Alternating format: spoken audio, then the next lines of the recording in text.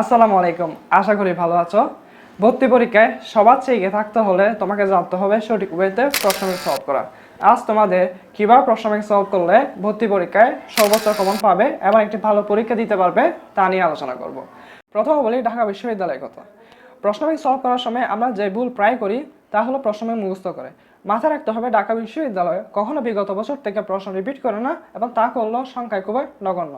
তাহলে কিভাবে সলভ করবে?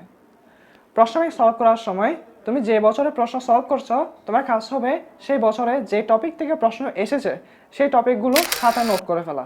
তাহলে তোমার একটি টপিক সিলেকশন হবে এবং প্রশ্ন সম্পর্কে একটি স্বচ্ছ ধারণা সৃষ্টি হবে।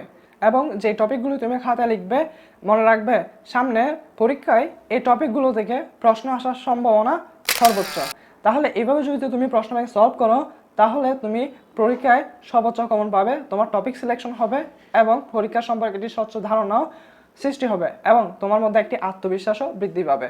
মনে রাখবে প্রশ্ন ব্যাংক শুধু মুখস্থ নয় বরং প্রশ্ন ব্যাংক থেকে টপিক সিলেকশন করবে, তাহলেই হবে ইনশাল্লাহ একটি ভালো পরীক্ষা দিয়ে আসতে পারবে। ধন্যবাদ।